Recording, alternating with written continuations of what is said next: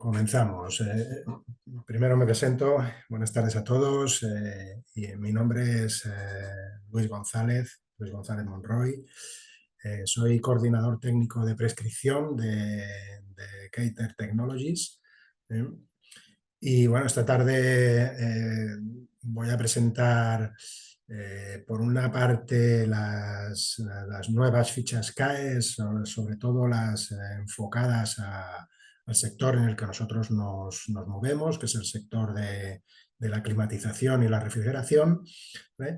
Pero también queremos darle un vínculo a estas fichas CAES a todo lo que es el programa de descarbonización y los requisitos que vienen en camino de cara a que los edificios tengan unas características de cero emisiones. Las CAEs, como ahora los CAE, los certificados de ahorro energético, como veremos, tienen bastante que ver en todo esto.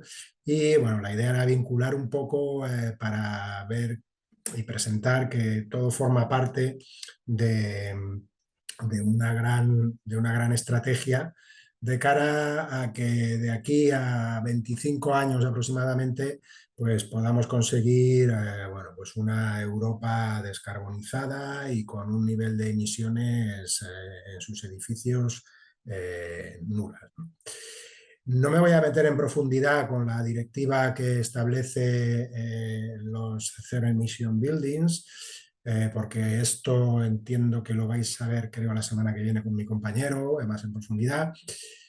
Pero voy a dar algunas pinceladas de cara a que nos situemos un poquito en dónde vamos a estar en poco tiempo o dónde queremos estar en poco tiempo y cómo el tema de los CAE puede ayudar a que se consigan estos objetivos. Como he dicho, soy el coordinador técnico de prescripción de Keiter. Por si alguno no conoce quién es Keiter, voy a dar una pequeña presentación rápida, ¿vale? Para que nos situéis y sepáis a qué nos dedicamos y quiénes somos, ¿de acuerdo? Entonces, Keiter es una empresa que inicialmente se origina en el año 2000 y que en estos 24 años pues ha ido evolucionando desde lo que son sistemas de refrigeración ligeros, desde ese punto allá por el año 2007 hasta el año 2023, en donde se ha conformado lo que se llama el Grupo Keiter. El Grupo Keiter está compuesto por tres empresas. Keiter HVAC, que es la empresa a la que yo pertenezco y que se dedica a la climatización y la refrigeración en temperaturas positivas. Después está Intercom, que se dedica a refrigeración industrial y comercial, de conservación de alimentos, congelación, etcétera. Y después GENAC, que es una parte de la empresa más chiquitita que se dedica a la fabricación de sistemas de producción de agua con la humedad atmosférica, ¿no? Keiter tiene un tamaño aproximadamente de unos 30.000 metros cuadrados de producción, con 13 delegaciones comerciales y 4 filiales internacionales, la cual, bueno, pues en estos años ha ido evolucionando, como veis ahí, en donde, bueno, pues el año pasado batimos entre las tres empresas, entre las empresas del grupo, batimos los 100 millones de euros de facturación. Bueno, con un crecimiento exponencial, tanto en facturación como en trabajadores, ¿no? Estamos ya por encima de los 700 trabajadores. Esto es, la última barra es del año 2023, ¿vale? Estamos en esos niveles. Como hemos dicho, tenemos 13 delegaciones. La fábrica se encuentra en la provincia de Córdoba, en concreto en la población de Lucena, que es donde tenemos toda la producción que se hace para servir, pues, a todas las delegaciones nacionales e internacionales.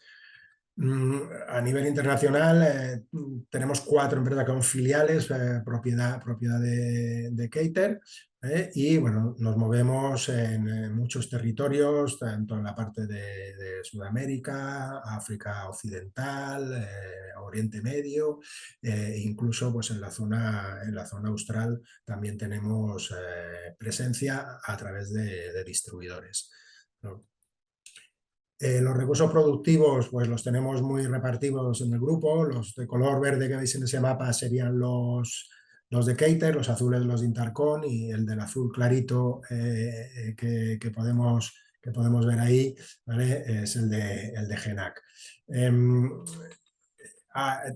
Esa distribución pues, se va a conglomerar en dos grandes fábricas, como veis ahí, que están ya terminadas y que esperemos que podamos empezar a producir a partir de enero o febrero del año que viene, ¿vale? Con 18.000 metros cuadrados en la primera fase y una ampliación después de otros 15.000 metros cuadrados para cada una de las dos empresas, para Keiter e Intercon. Eh, Espero que cuando estemos ya produciendo allí podamos, a través de los colegios y demás, poder organizar alguna visita para que nos conozcáis en mayor profundidad. Bueno, hechas las presentaciones y hecha la presentación para que conozcáis un poquito más quiénes somos, voy a meterme ya con el tema que nos ocupa en este webinario.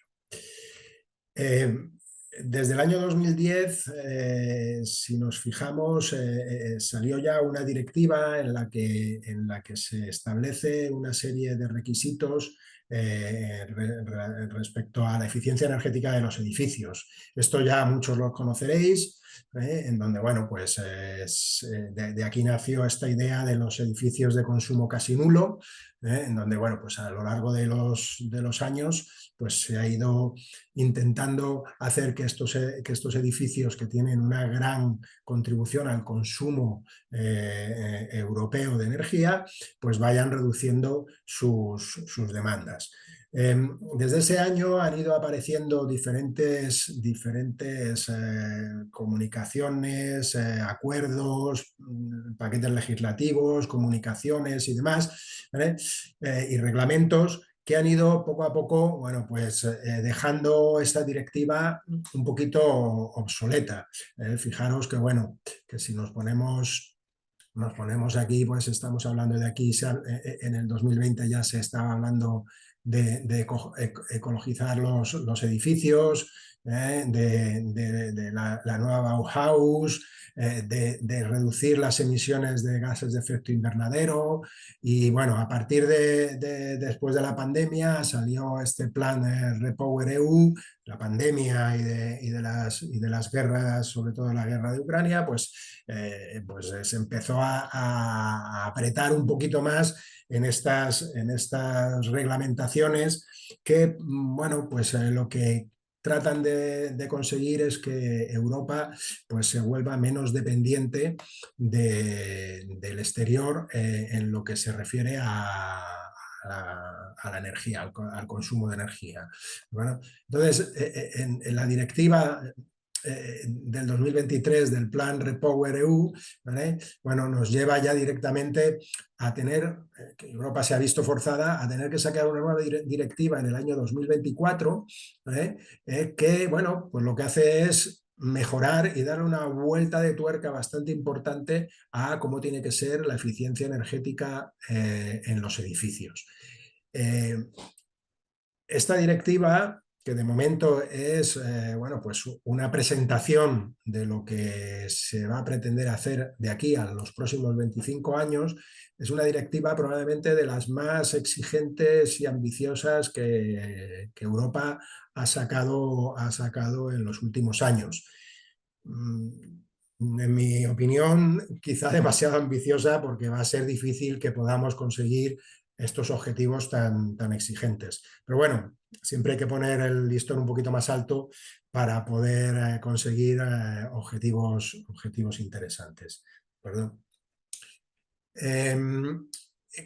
¿Cuáles son los objetivos globales de esta directiva? Los objetivos globales es que los edificios tengan cero emisiones. Cero emisiones pero en un ámbito muy, muy, muy, muy amplio. Muy, muy amplio, me refiero a que tengan cero emisiones de carbono procedentes de combustibles fósiles, importante reseñar combustibles fósiles, porque existirán otro tipo de combustibles, como ya sabéis, el hidrógeno, los biocombustibles, etcétera, el biotano y demás, ¿vale? Pero se refiere principalmente a combustibles fósiles. ¿Eh?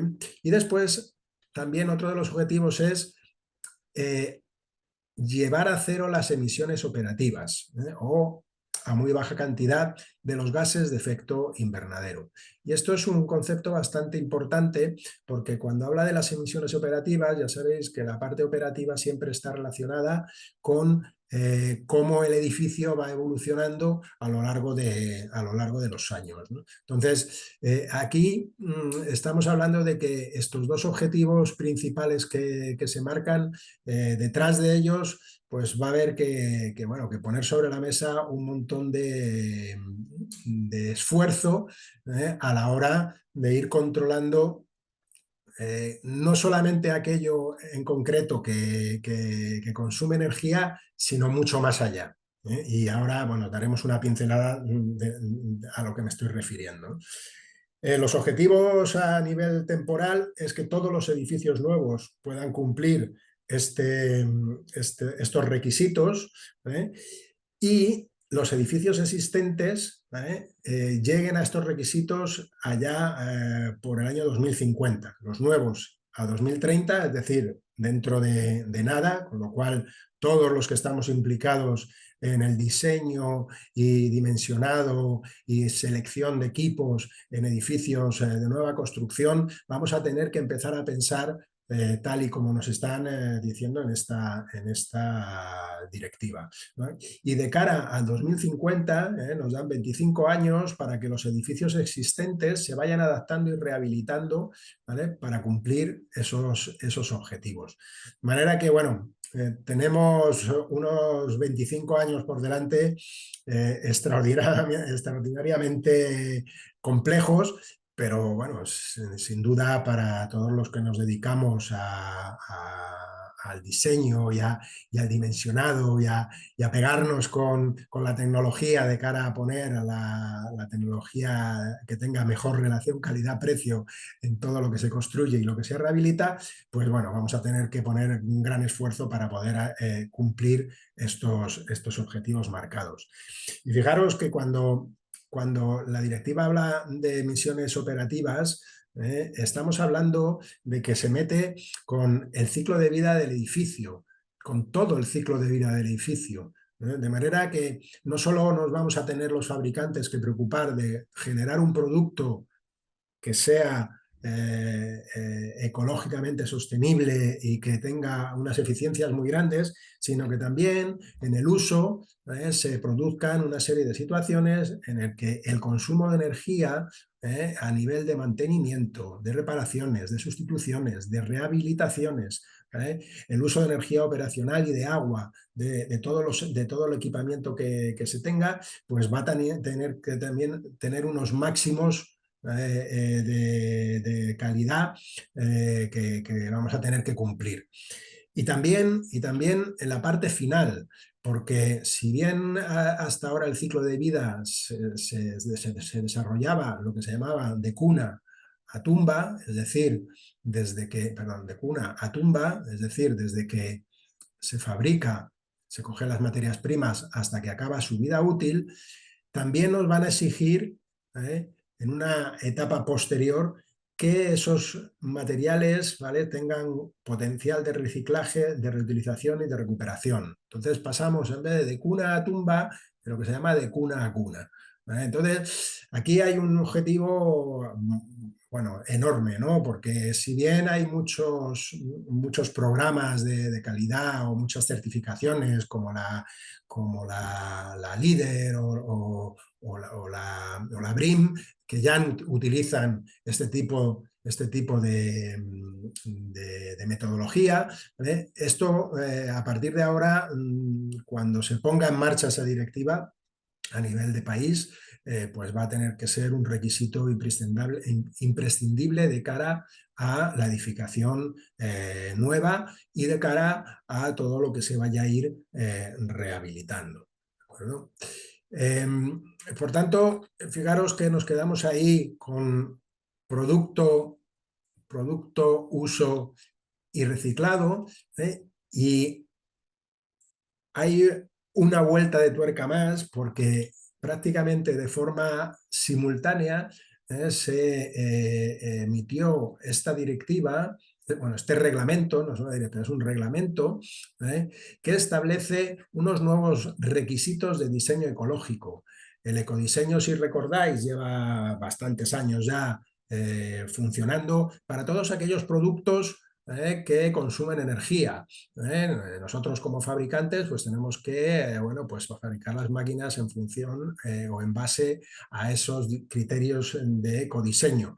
Pero aquí este reglamento, fijaros que deroga esta directiva que es precisamente a la que nosotros nos teníamos que someter, esta directiva y todos los reglamentos delegados que han salido posteriormente a ella, del año 2009. Bueno, pues aquí no solamente habla de los productos que consumen energía, sino de todos los productos, con lo cual ahí está metiendo, bueno, pues que va a haber que hacer diseño ecológico para muchos más productos aparte de los que consumen energía. Y por tanto, bueno, en este caso estamos hablando que además de cumplir este ciclo de vida o la forma de indicar cómo es ese edificio cumpliendo este ciclo de vida, pues se establece lo que se llama el GWP o PCG del edificio. A todos nos suena, ¿no? El potencial de calentamiento global de los refrigerantes, la famosa F-gas y demás, pues se crea ese indicador que cuantifica las contribuciones en términos de potencial de calentamiento global de un edificio a lo largo de todo su ciclo de vida. ¿Vale? Entonces, aquí vamos a tener que trabajar mucho todos, tanto los fabricantes a nivel de producto, utilizando materias primas sostenibles y consumiendo menor cantidad de energía, como aquellos que hagan los diseños de las instalaciones. Uy, perdón, que se ha ido para atrás. Los diseños de las instalaciones y los constructores a la hora de construir, en donde estamos metiendo todo, transporte, fabricación, reciclaje y uso. Entonces es importante que este GWP va a ser un indicador que nos va a ir poco a poco bueno, encauzando a qué niveles tenemos que jugar cuando diseñemos un edificio, ¿no? ¿Cuáles son los hitos temporales de esta directiva? Pues estamos hablando de a 25 años vista, ¿no? Entonces la directiva, bueno, pues yo he puesto aquí solamente hasta el año 36, ¿no? Aproximadamente 11 años, 10, 11 años. En el 26 hay que definir lo que se llama el pasaporte del edificio, que va a, digamos, describir cómo es el edificio y qué cosas se pueden hacer en el edificio para mejorarlo. En el 26 también los estados tienen que tener ya un plan de renovación a 30, 40 y 50, de cara a ir estableciendo un plan estratégico. En el 27 hay que establecer, ¿vale?, cuál es la hoja de ruta para los límites de ese potencial de calentamiento global del que hablaba antes. En el 28 estamos hablando de que los edificios públicos del 28, estamos hablando de aquí a nada, a muy poquito tiempo, a 4 años, bueno, ni siquiera, todos los edificios públicos tienen que cumplir ser de emisiones cero, y el PCG tiene que estar incluido en el certificado de eficiencia energética para aquellos edificios por encima de 1000 metros cuadrados. Bueno, en el 2030 todo, se le da una vuelta de tuerca a la condición anterior. En el 31 se habla de qué tienen que cumplir los edificios no residenciales. No me voy a parar mucho aquí, esto lo contará seguramente mi compañero. Y en el 36 ya los edificios residenciales van a tener que empezar a cumplir determinadas cosas, ¿vale?, respecto al umbral de consumo de energía primaria.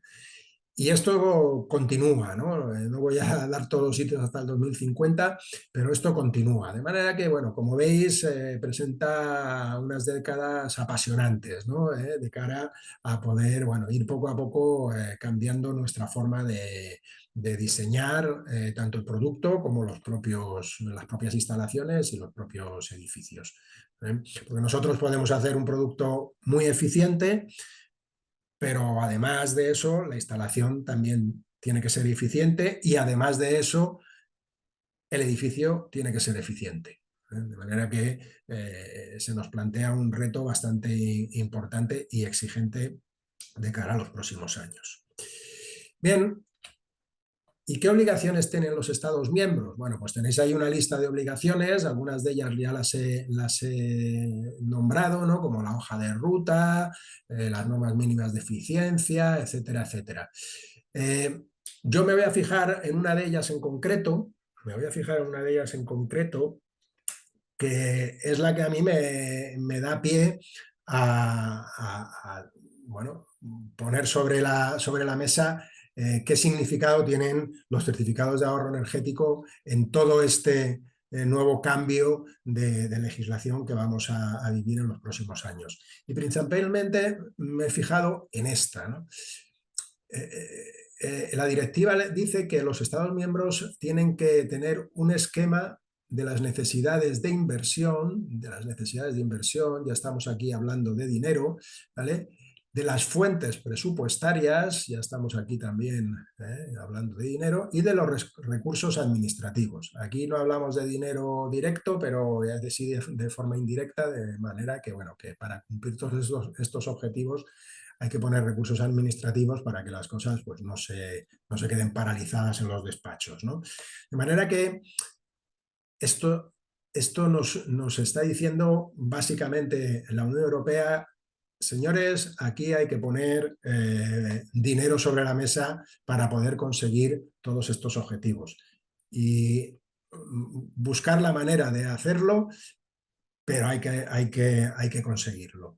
De manera que en principio, bueno, pues el ministerio actual, que se llama Ministerio para la Transición Ecológica y el Reto Demográfico, está dentro de estos ministerios que tienen que, bueno, poner todas estas condiciones económicas al servicio del ciudadano para que se lleven a cabo todos esos objetivos de la directiva de los edificios de cero emisiones.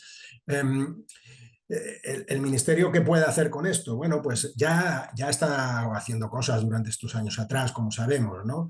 Entonces la forma pues ha sido canalizando a través del IDAE, bueno, pues dinero público que, bueno, pues me permitía hacer programas de rehabilitación como el PRE, el PARER Crece, el PARER 2, etcétera, etcétera, ¿no? En estos últimos años, en la última década, bueno, todos estos programas se han puesto sobre la mesa para que, bueno, los edificios se vayan rehabilitando de cara a su demanda energética para reducir su consumo.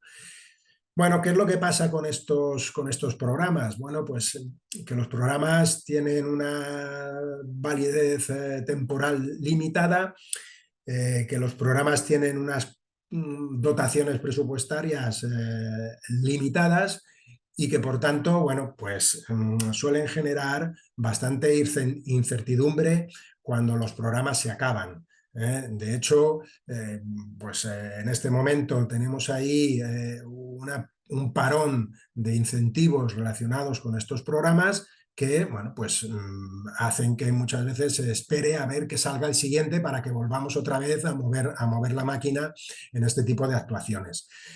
Porque hay que ser realistas. Sin dinero público va a ser muy difícil que se cumplan esos objetivos que marca la nueva directiva de eficiencia energética en los edificios. Muy difícil. Entonces hay que poner dinero público porque, bueno, pues el usuario final, propietario de un edificio o la empresa propietaria de un edificio, es difícil que pueda destinar gran cantidad de recursos económicos para hacer sobre todo las rehabilitaciones, que es el gran reto, porque los edificios nuevos es más sencillo, como todos entenderéis, pero las rehabilitaciones va a ser algo bastante más complicado de desarrollar. Y para eso nacen los certificados de ahorro energético. Nacen en España, porque en otros países llevan, como Francia, llevan 14 años funcionando, ¿no? Pero nacen en España. Y lo bueno que tienen los certificados de ahorro energético es que el dinero va directamente, ¿vale?, de determinadas empresas a determinados ahorradores, ¿vale? Entonces, el dinero aquí, ¿vale?, ya sabéis mucho, ya la mayoría conocéis cómo funcionan los certificados de ahorro energético, no me voy a parar a explicarlos porque esto ya lo hicimos en una sesión en el mes de junio, donde, bueno, pues explicamos cómo funcionaban, ¿vale? Pero estos certificados de ahorro energético, para que no lo, por aquel que a lo mejor no estuvo en aquella sesión o, bueno, es la primera vez que lo oye, ya sabéis que salen de unas obligaciones que tienen que tener todos los comercializadores, ¿vale? Comercializadores de energía, ¿vale? Por poner ejemplos, Endesa, Repsol, etcétera, etcétera, etcétera, ¿vale? Así hasta casi 600 o algo más de 600 empresas que se dedican a comercializar con energía, ¿vale? Pues estos, allá por el año 2014, se les obligó a poner una parte de su dinero, de sus beneficios, ¿vale?, a ponerlos en un fondo que se creó, el Fondo Nacional de Eficiencia Energética, ¿vale?, que se creó para que con ese dinero que aportaban, obligados, por eso estas empresas dentro de este sistema se llaman sujetos obligados, estaban obligados a aportar una cuantía a ese fondo nacional que estaba vinculada a, bueno, la cantidad de energía que habían comercializado en 2 años antes, ¿vale? Entonces, bueno, se les obliga a hacer ese aporte y con ese dinero, ¿vale?, se generan estos programas, ¿vale?, estos programas de aquí. El IDAE hace la gestión, ¿vale?, y, bueno, pues se generan esos programas con ese dinero. Durante todos estos años, desde el año 2014, estamos hablando de 10 años, ¿vale?, bueno, pues todas estas empresas han tenido que hacer ese aporte y estos programas pues se han ido financiando, muchos de ellos, no todos los programas que salen de subvenciones son con el Fondo Nacional de Eficiencia Energética, pero sí muchos de ellos, y con ello pues se han ido haciendo actuaciones. Bueno, pues el certificado de ahorro energético, ¿vale?, elimina este paso y hace que los sujetos obligados estén aquí y ofrezcan dinero directamente a quien quiera hacer la inversión. De manera que el que hace la inversión en la actuación de ahorro no solicita el dinero a los programas de subvenciones, o no solo, sino que también puede venderle los ahorros a esos sujetos obligados que hay en el mercado. Bueno, de manera que, bueno, ¿esto qué es lo que hace? Que dinamiza mucho las actuaciones de ahorro. ¿Por qué? Pues porque las subvenciones muchas veces son cortas, otras veces son lentas, otras veces son un sufrimiento constante por la cantidad de burocracia que se exige.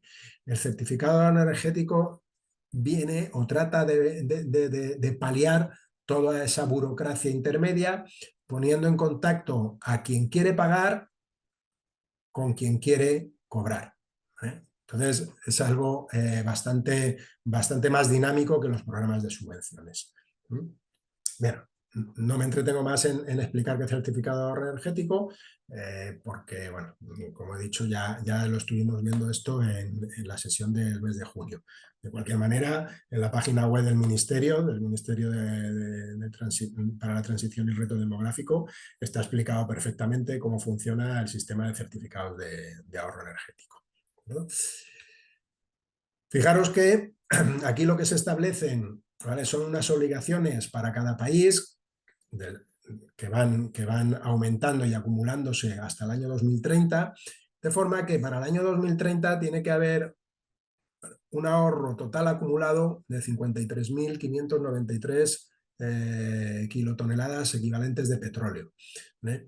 Y, y en la contribución a ese sistema nacional de obligaciones de eficiencia energética, que es el que, digamos, hace de paraguas tanto a las obligaciones directas como a al sistema de certificados de ahorro energético, ¿vale? El 34% de esas obligaciones tienen que hacerse con la contribución al sistema nacional de obligaciones de eficiencia energética. Esto lo que hace, bueno, pues es cada año, como si en el año anterior no se ha cubierto, pues se va acumulando de manera que el objetivo a cubrir es este valor de aquí en el acumulado de todos estos años hasta el año 2030. Por eso el tema de los certificados de eficiencia energética, de ahorro energético, eh, hablan en su decreto del año 2030, pero eso no significa que aquí se vaya a acabar el tema. Aquí simplemente, bueno, pues hay un hito, un primer hito en el 2030 que cubrir, ¿vale? Y una de las formas de cubrirlo es utilizar esos certificados de ahorro energético, esos CAE. Bien, ¿qué ha ocurrido en el año 2024 con respecto al año 2023? Bueno, pues en el año 2023 salió el decreto en donde se ponía en marcha todo el sistema de certificados de ahorro energético, se marcaban unas reglas y unas pautas principales para poder empezar a vender los ahorros dentro de ese mercado de los certificados de ahorro energético. ¿Eh? Y en el año 2023 pues, salieron una serie de fichas estandarizadas. Para aquellos que no conozcan el tema del sistema, explico qué es la ficha estandarizada. Dentro del sistema CAE se categorizan dos tipologías de actuaciones de ahorro. La tipología estandarizada y la tipología singular. La tipología estandarizada es aquella en la que el propio ministerio establece en qué consiste esa actuación y marca las reglas de cálculo del ahorro. Por ejemplo, voy a cambiar una máquina de aire acondicionado de expansión directa por una de mejor calificación energética y eso produce un ahorro. Pues para calcular el ahorro tienes que hacerlo de esta manera. Eso sería, por ejemplo, una ficha estandarizada, ¿vale? Esto se puede aplicar a un montón de sectores. Por ejemplo, el sector de la iluminación. Voy a cambiar un sistema de iluminación por otro más eficiente. Eso también es otra ficha estandarizada. Y así sucesivamente. Las fichas estandarizadas tienen la ventaja de que si cumples los requisitos que se establecen en esa ficha, pues lo único que tienes que hacer es el cálculo según la ficha y presentar la documentación según la ficha. Y el sujeto delegado o el sujeto obligado, que son aquellos que compran esos ahorros, bueno, pues te ayudan y firmando un convenio con ellos, pues se establece un precio de ese ahorro y bueno, pues si se cumplen todos los requisitos, automáticamente se pasa al ministerio, se da el ok y entonces el sujeto delegado o obligado, dependiendo con quién se haya negociado, pues te paga esos ahorros.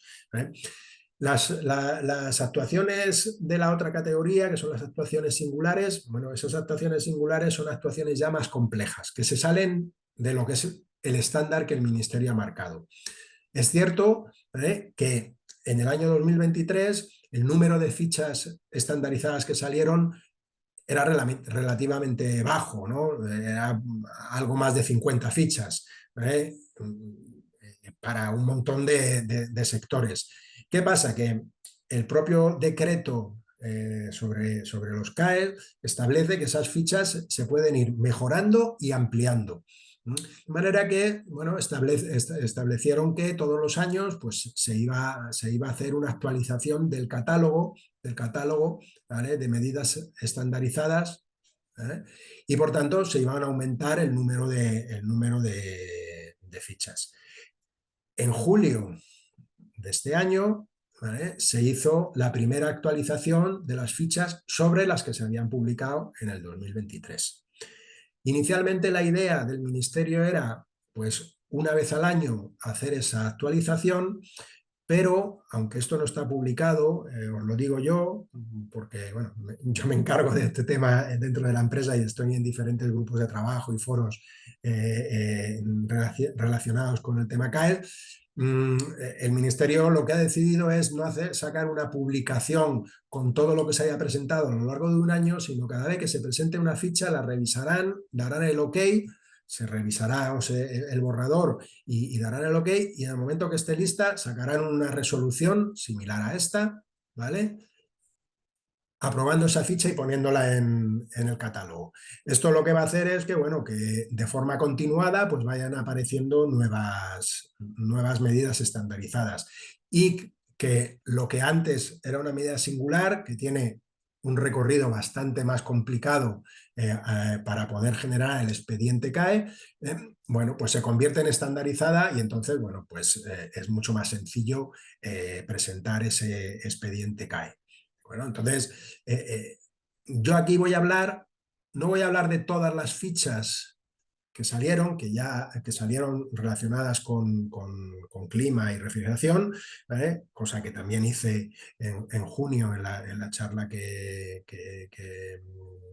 compartimos, sino que voy a hablar de qué es lo que ha cambiado con respecto a esas fichas que vimos en el mes de junio. Fijaros que si hubiésemos tardado un poquito más en, la charla, casi casi hubiéramos podido ver directamente la actualización, ¿no? Bien, en este caso, ¿vale? Lo que vamos a tener aquí es que el catálogo de fichas se amplía de 52 a 114. Fijaros que se ha multiplicado por más de 2 el catálogo. Tenemos ya 114 fichas. Se amplían los sectores. Hay un nuevo sector que es el sector agropecuario, ¿vale? ¿De acuerdo? Y después del sector industrial de 17 se pasa a 28, el terciario de 18 a 36, del residencial de 15 a 43, y el sector del transporte pasa de 2 a 5 fichas. Entonces, la ampliación ha sido importante, ha sido bastante potente en esta ocasión, y por tanto, bueno, pues tenemos más capacidad de poder, bueno, presentar a propiedades o incluir dentro de nuestros proyectos la posibilidad de vender el ahorro en todos estos ámbitos. Bueno, hay también, bueno, dentro del sector HVAC y refrigeración, tenemos que tenemos 10 fichas nuevas y 5 de ellas se modifican, de las que ya eran existentes. En la parte industrial, 7 fichas nuevas y 6 que modifican, y en el residencial, 12 fichas nuevas y una que se modifica. Entonces, los cambios son importantes, y en estas fichas nuevas, bueno, pues hay bastantes cosas interesantes y novedades que después veremos, ¿no? Importante también, yo no sé si alguien recuerda la presentación del mes de junio, yo marcaba en rojo en algunas fichas que están que permitían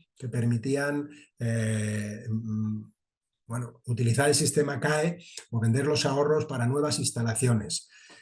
Si recordáis, están las de enfriadores de procesos, la de sustitución de la condensadora y alguna ficha más, en la que se permitiría bueno, pues hacer un cálculo del ahorro para nuevas instalaciones. ¿Del ahorro con respecto a qué? Pues del ahorro con respecto a la eficiencia mínima que se exige en las máquinas según los reglamentos de ecodiseño.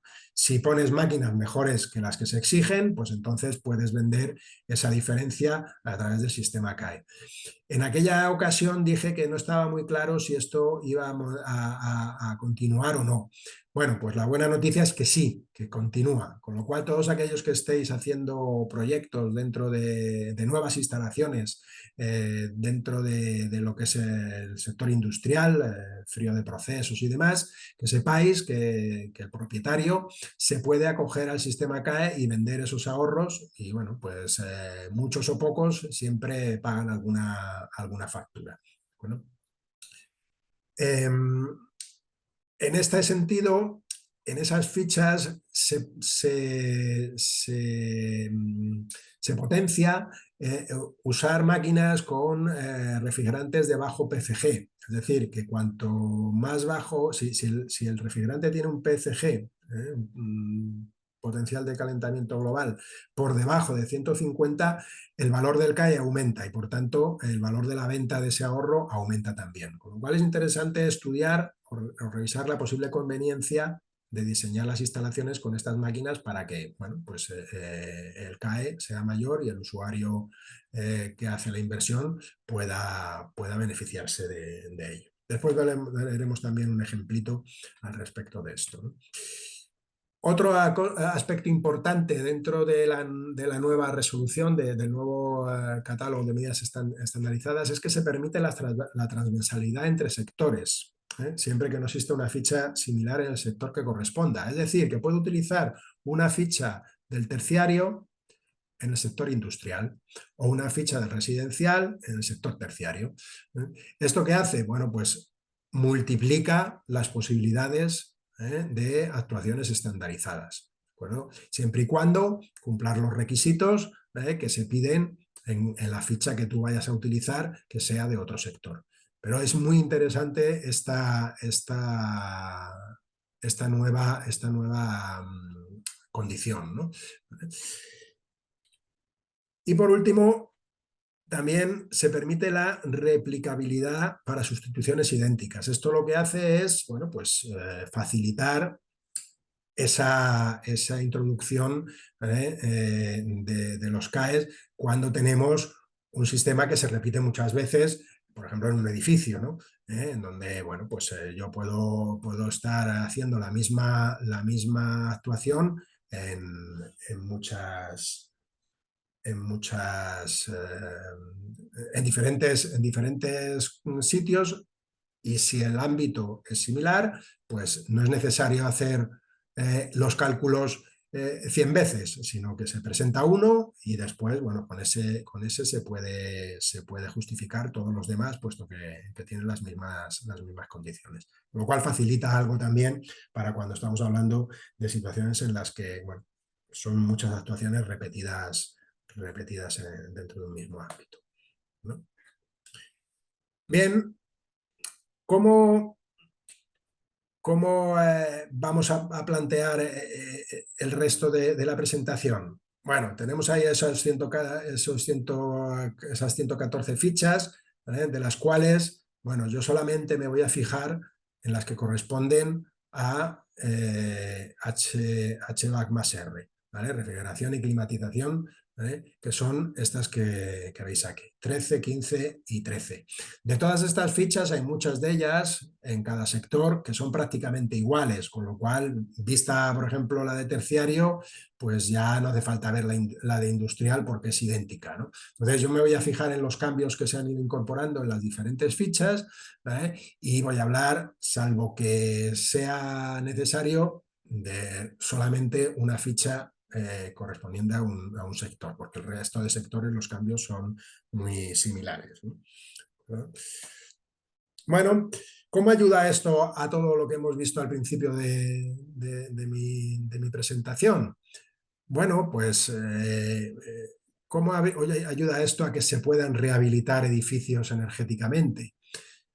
Fijaros que las obligaciones del 2024 por CAE ascienden a 2.835 gigavatios hora. Esto, que ya lo comenté también en junio, con un valor del megavatio hora de 120 euros, estamos hablando que pone en el mercado 340 millones. O en este caso, en el año 2024, puesto que estamos ya al final del todo, prácticamente nos queda un poco más de un mes, podíamos haber aprovechado 340 millones de euros, ¿vale? Para vender los ahorros. Y fijaros, el programa de Programa de Rehabilitación Energética de Edificios del año 21, programa que ha durado 3 años, ¿vale? Hasta junio de este año, ¿vale? Ha puesto aproximadamente unos 400 millones de euros. Es decir, 4 años, 400 millones, alrededor de 100 millones de euros por año. Aquí estamos hablando de que estamos poniendo 340 millones todos los años y probablemente subiendo, porque a medida que va transcurriendo los años, como ya muchos sabéis, la valorización del CAE puede que vaya subiendo. Y por tanto, esta cantidad que yo he puesto aquí, pues seguramente será mayor. Es decir, tenemos todo ese dinero que los sujetos obligados están dispuestos a comprar o a poner en el mercado, ¿vale? En las diferentes actuaciones que nosotros tenemos aquí en las fichas o cualquier otra que podamos meter que no esté en las fichas y que sea singular.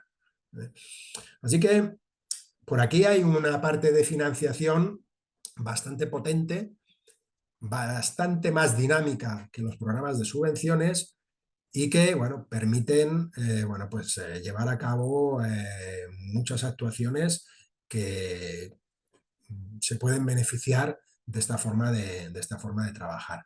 Es importante que se ponga en valor de cara a todos nuestros clientes. En vuestro caso como ingenieros, pues a todos los clientes en los que participéis en proyectos de reforma o incluso, bueno, pues en proyectos de nueva construcción en función de cada caso. ¿Vale? Y aquellos que estéis en el sector de la instalación, pues a aquellos clientes que directamente ya quieren acometer una actuación que pueda mejorar su eficiencia en la instalación. Así que importante ver cómo, bueno, la cantidad de dinero que hay es muchísimo más grande que la que se traslada a través de los programas de subvenciones. ¿No? Bien, ¿cómo ayudan estas fichas a todos esos objetivos que vamos a tener en los próximos años a raíz de la directiva de los edificios de emisiones nulas? Bueno, podemos encontrarnos fichas de renovación de máquinas que utilicen la misma tecnología, en donde lo que hacemos es mejorar la eficiencia, que es uno de los objetivos dentro de esa directiva de edificios de cero emisiones. En este sentido, bueno, pues en esta nueva actualización o en esta actualización del catálogo de fichas estandarizadas, bueno, si recordáis hay una ficha, ¿no?, que es la TER040, que es sustitución del generador de climatización por bomba de calor de accionamiento eléctrico. Esta ficha tiene su homóloga también en industria. Bien, en lo que nosotros habíamos visto en el mes de junio, fijaros o recordar que las fórmulas de cálculo, bueno, pues son las mismas, esto no ha cambiado, ¿vale? Sí ha cambiado en algunas de las fichas en donde, ya lo veremos después, en donde no se trabaja con potencias multiplicado por horas de uso, sino que en algunas de ellas ya directamente se ha cambiado y se solicita la demanda. Veremos más adelante. En esta ficha en concreto, la novedad está en que se han incluido las piscinas, el calentamiento de piscinas, que no es baladí en un país como el nuestro, en donde hay un número de piscinas bastante elevado, con sistemas requete amortizados y con máquinas que están ahí trabajando en la climatización de la piscina con unos rendimientos malísimos, ¿no?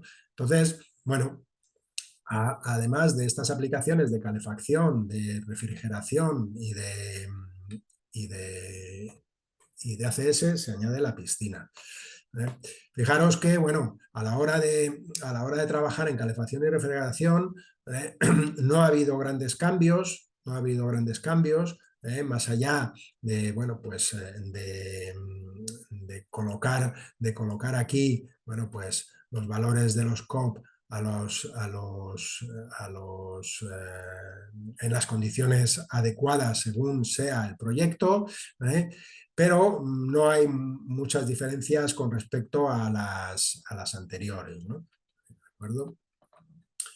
Donde sí está la diferencia es en la parte de esta añadido de piscina, en la cual, bueno, pues podemos meter. Fijaros que yo tengo aquí marcados todos los posibles usos, pero aquí en la ficha hay un IO, es decir, se pueden poner todos o se pueden poner solo algunos, o se puede poner solo la piscina porque es lo único que queremos modificar, aquella máquina que climatiza la piscina. Y que está basada, bueno, pues en a qué temperatura de impulsión estamos trabajando, dependiendo del tipo de piscina que se tenga. Ya sabéis que no es lo mismo una piscina de competición, una piscina de recreo, que una piscina de terapia, etcétera, ¿no? Entonces te permiten trabajar a diferentes temperaturas y aquí pues también, ¿no? En la parte de los rendimientos, ¿no? De la eficiencia de las máquinas. Y el cálculo, en el caso de las piscinas, pues también es muy, muy similar al cálculo pues, del agua caliente sanitaria o en la calefacción. Es decir, diferencia de inversos de rendimiento por, potencia, por demanda. En este caso, ¿vale? En este caso sí se utiliza la demanda de la piscina al año, ¿vale? Entonces hay que calcular cuánto vale esa demanda. Bien, existen también fichas de renovación de máquinas cambiando la tecnología. Ya sabéis, ¿no? Yo puedo hacer un cambio de tecnología, de manera que, en este caso, bueno, pues vamos a hacer una mejora de la eficiencia y en algunas de esas fichas de cambio de tecnología, una descarbonización directa. Como entenderéis, me estoy refiriendo a la sustitución de calderas, ¿vale? La sustitución de calderas, calderas de combustión, ¿vale? De combustibles fósiles, ¿vale? Cambio por bomba de calor. ¿Vale? Aquí sí ha habido bastantes cambios. Aquí sí ha habido bastantes cambios. Por ejemplo, hay que utilizar la demanda. Si os acordáis, solamente en esta ficha, en la homóloga a esta ficha, en el residencial se exigía el cálculo de la demanda. Han, bueno, pues modificado esta condición y ahora también en el sector terciario es necesario poner la demanda o calcular la demanda según la metodología del certificado de eficiencia energética. Así que para poder abrir un expediente con esta ficha, lo primero que hay que tener es el certificado de eficiencia energética. Con esto, bueno, pues los cálculos salen bastante más precisos que multiplicando simplemente potencia por horas de uso, ¿vale? Y por tanto, bueno, pues le han dado aquí una vuelta de tuerca para intentar ajustar mejor los valores a esos ahorros, ¿no? A los reales, ¿no? También han metido un catálogo o una tabla de rendimientos de las calderas de combustión. Había siempre mucha incertidumbre, se cogía 0,92 porque era lo que ponía en el código técnico y demás, tararí, tarará.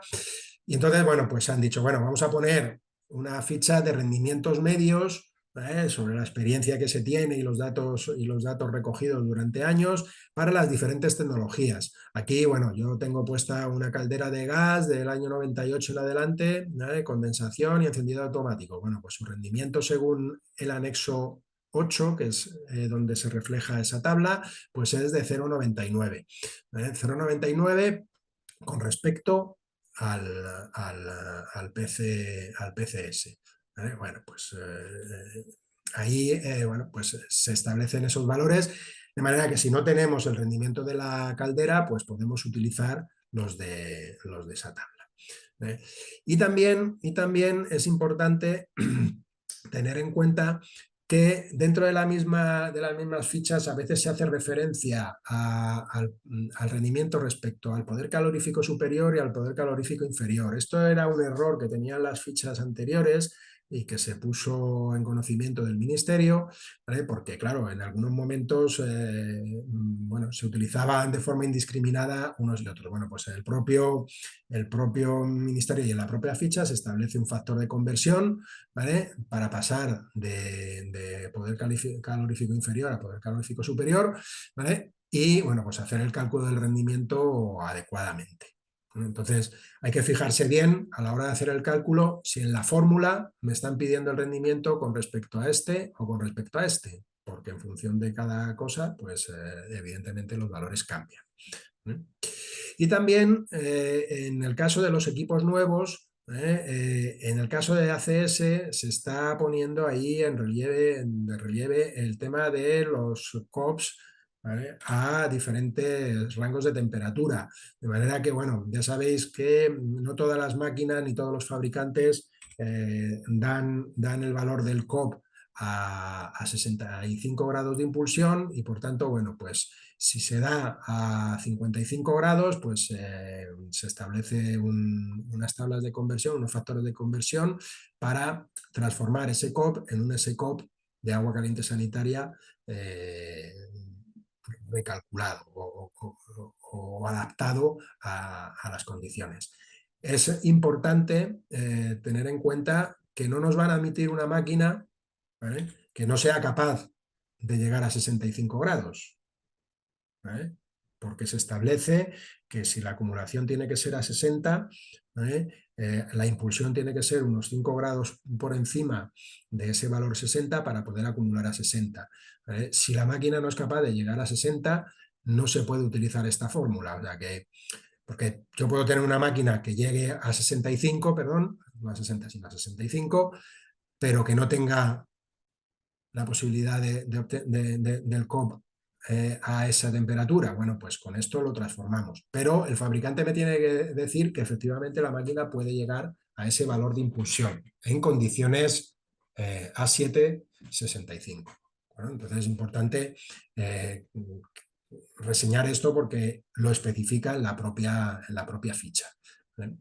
Y en el caso de piscinas, bueno, pues tenemos lo que habíamos estado hablando, ¿no? Dependiendo, antes tenía puesta una piscina de otro uso, una piscina a 27 grados, que es, bueno, de recreo. La piscina deportiva, pues aquí trabaja a 24, ¿no? ¿Vale? De manera que, bueno, trabajamos ahí una temperatura de impulsión de 35 o la que queramos poner aquí.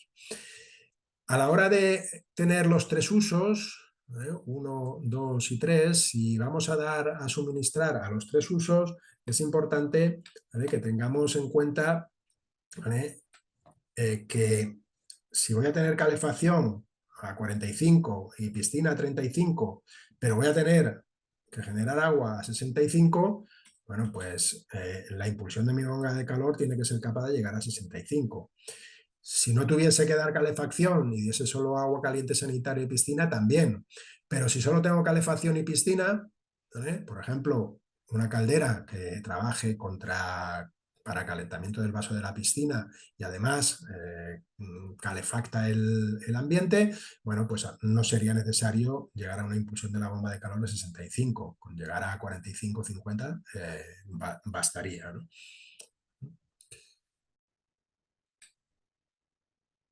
Bien, fijaros los valores que nosotros calculamos en la ficha anterior de sustitución de equipo de climatización, con la tercero 40, nos daban un ahorro total para calefacción, ACS, piscina y refrigeración de 81 megavatios de ahorro al año.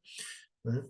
Eh, Remarcar, por aquellos que se hayan podido incorporar a esta locura de los CAE después bueno, recientemente, si nos fijamos en el valor de las fichas de sustitución de caldera, solo para calefacción, ACS y piscina, es decir, aquí no podríamos incluir refrigeración porque no existe. Podríamos añadir a este valor La refrigeración, si además de cambiar la caldera, estamos cambiando una enfriadora.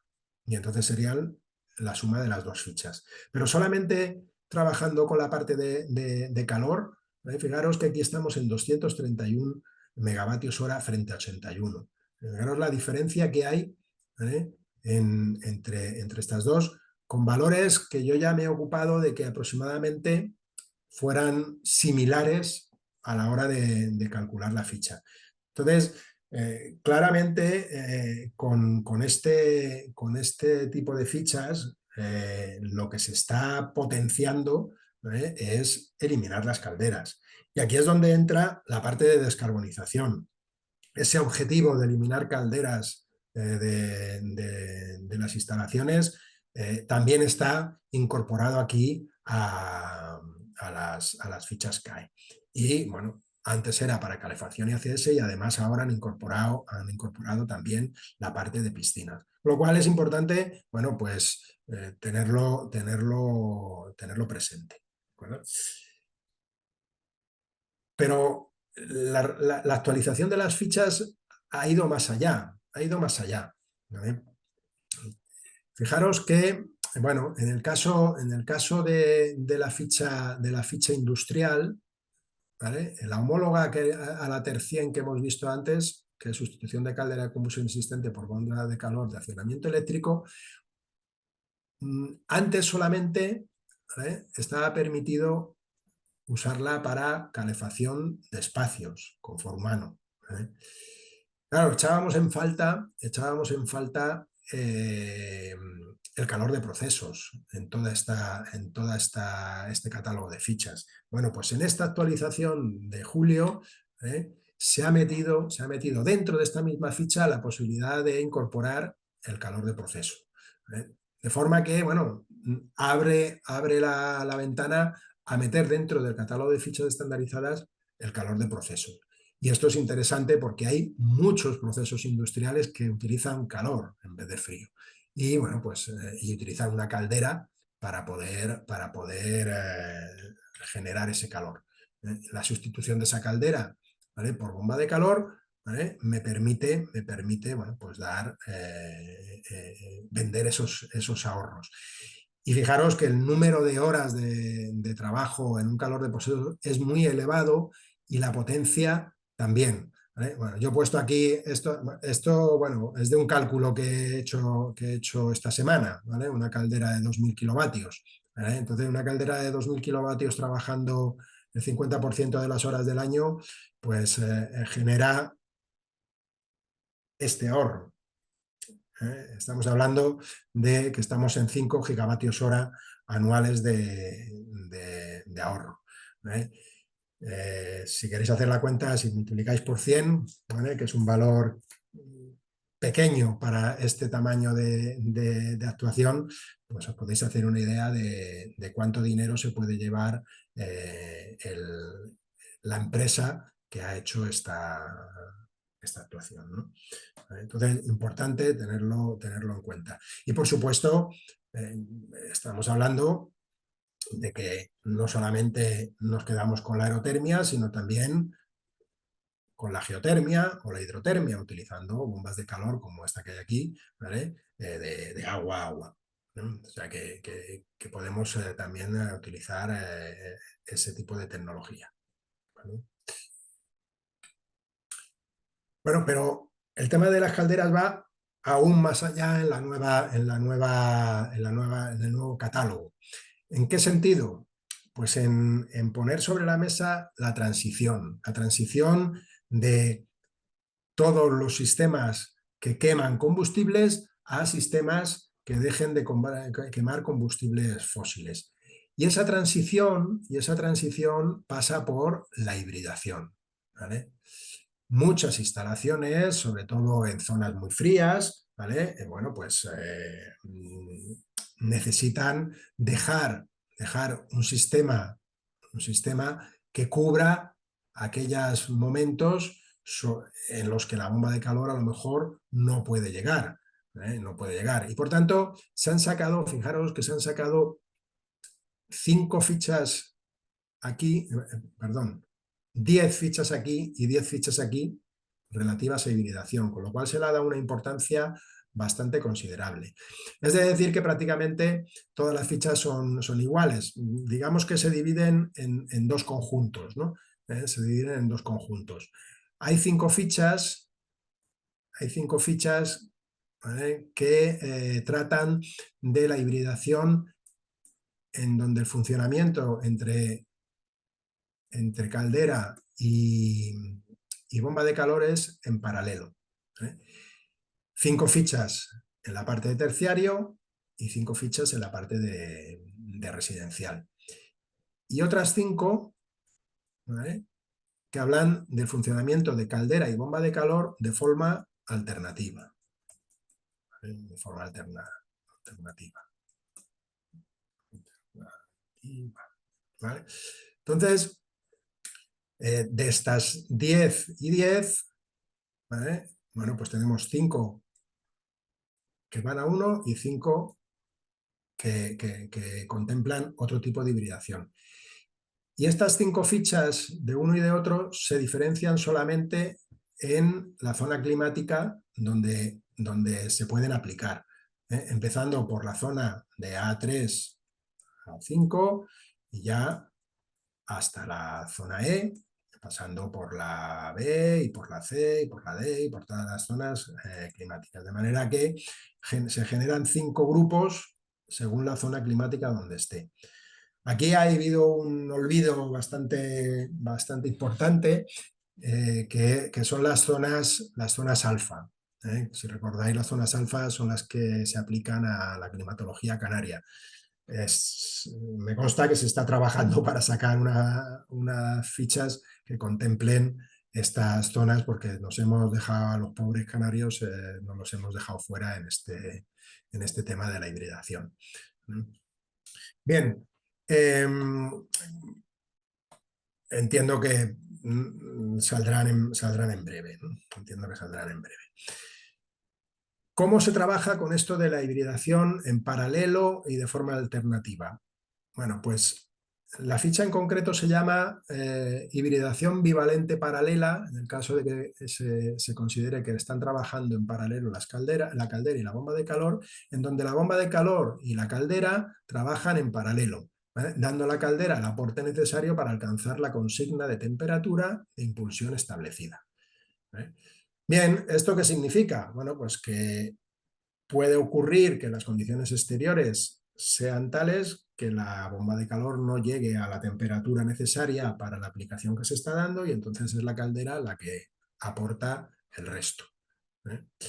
Bueno, hay que darse cuenta, y lo recuerdo para aquellos que no trabajen mucho con bombas de calor, recuerdo que la bomba de calor no tiene una potencia constante. La bomba de calor, puesto que está extrayendo la energía térmica del aire, ¿vale?, depende de la temperatura externa. Hablando de bombas de calor de aerotermia, ¿de acuerdo? La geotermia es más estable, pero en el caso de la aerotermia, que es donde me voy a centrar yo, esto se podría explicar también con la parte de geotermia, pero me voy a centrar en la aerotermia. Entonces, una bomba de calor, como por ejemplo esta que tenemos aquí, que es una Cirán, es un modelo nuestro, ¿no?, de propano, ¿vale?, que es capaz de dar 70 grados de temperatura, ¿vale?, pero no en cualquier condición. ¿Dónde? Pues siempre y cuando nos movamos con temperaturas exteriores que estén entre 0 y 20 grados, ¿vale? Claro, la máquina es capaz de trabajar hasta 25 grados bajo cero, es capaz de producir a 25 grados bajo cero, pero no con agua de impulsión a 70.